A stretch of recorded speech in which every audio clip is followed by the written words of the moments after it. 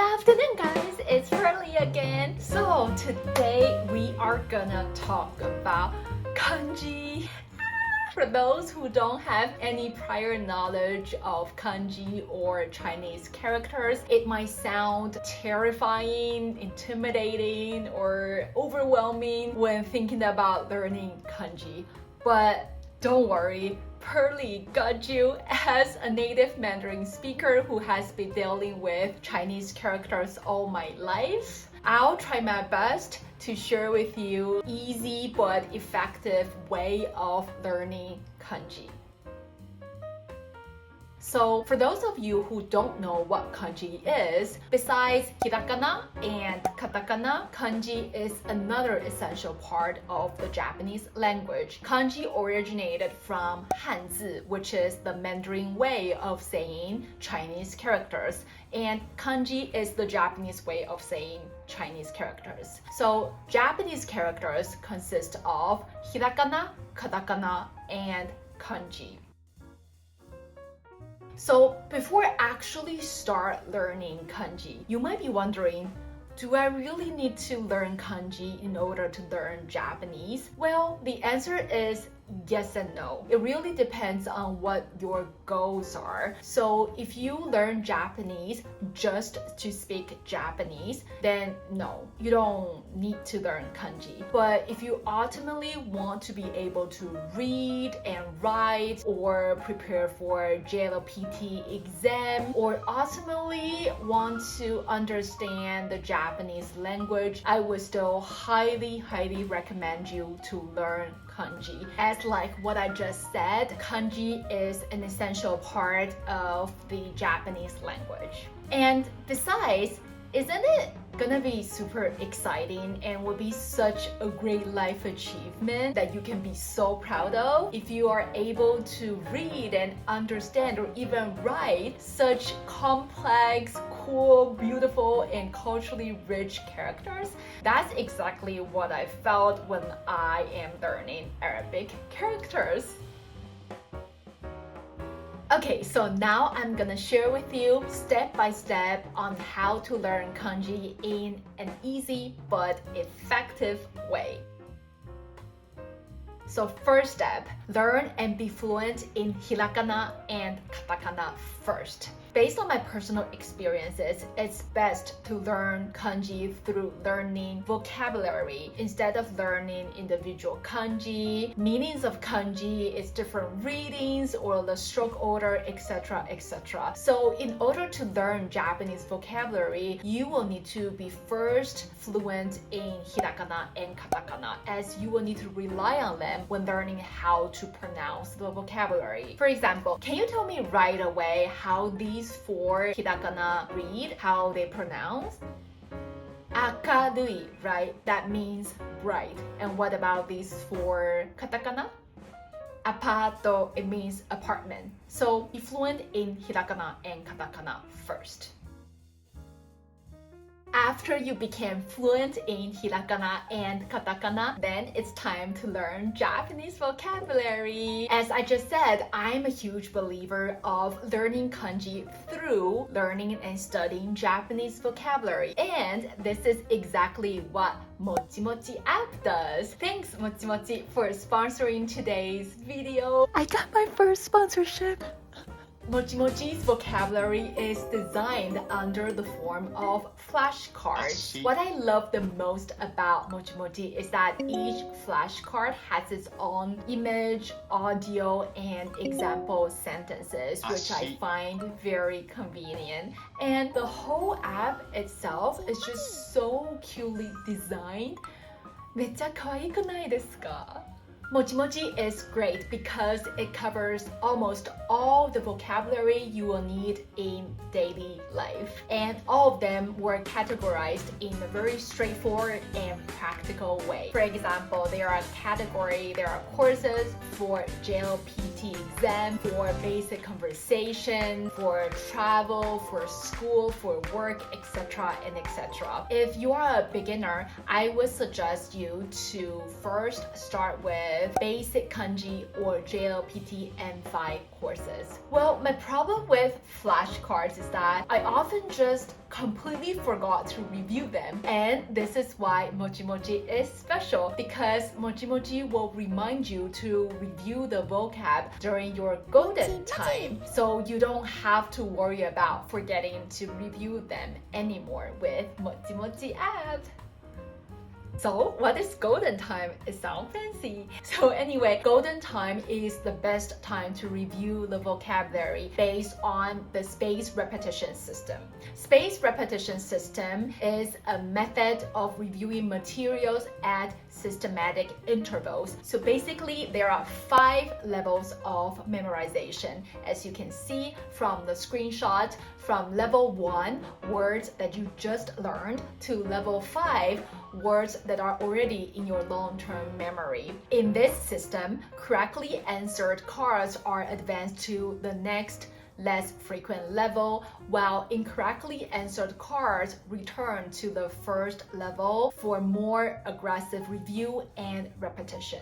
Anyway, don't worry, there's no need for you to calculate your own golden time, because based on your learning history, MochiMochi will calculate the appropriate time to review for you. So all you need to do is to learn, then wait for MochiMochi notification. With MochiMochi science-based study method, if you do 3 to 4 lessons a day, then you will be able to learn 1,000 plus vocab in just a month. To download the app for free, please go to your App Store or Google Play and type in MochiMochi Learn Kanji. And I'll also put the link in the description box below. Thanks again for MochiMochi to sponsoring today's video.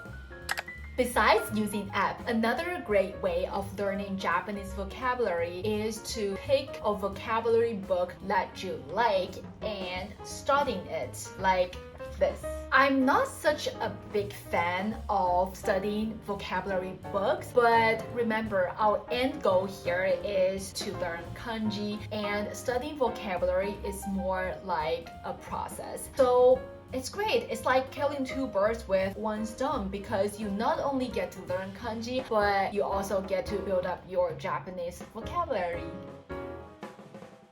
Step 3. Write down kanji of the vocabulary that you are in process of learning. While writing down kanji, or what we call hanzi in Mandarin, is how we learned hanzi when we were a kid. Admittedly, nowadays with smartphones, computers, we rarely need to handwrite hanzi kanji anymore. Here, I have to mention one thing. Being able to recognize, read, and understand kanji is totally different from being able to write them down. Writing kanji requires years and years of practice. Even after 27 years being a native Mandarin speaker, I still struggle with writing kanji. Sometimes I just forgot the words or just totally mess the words up. I mean, I type 99% of the time right now, so without constant practice, we just inevitably forgot how to write them. But on the other hand, being able to recognize kanji isn't that difficult. It is definitely a manageable and achievable goal.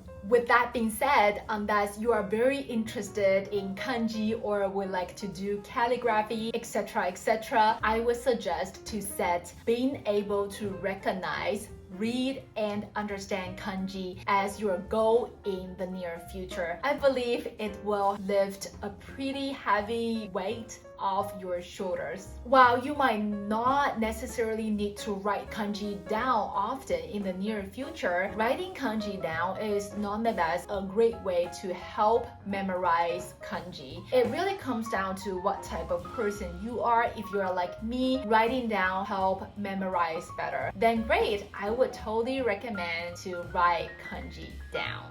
And do you know what is another advantage of writing kanji down? You can show and flex about it to your friends who cannot write kanji. Of course, flex about it in a good way. Let's all be nice. It's gonna be super cool, isn't it? Being able to write such a complicated and cool character. Step 4, which is also our last step. After you build up a certain amount of vocabulary, I would say at least around 1,000 vocabulary, then the last step is to read, because the best way to learn kanji is to read often. And this is also how our native Mandarin speaker learn to read all these Hanzi Chinese characters in our daily life, because we get exposed to them so often. It just becomes our second nature to recognize them when we see them.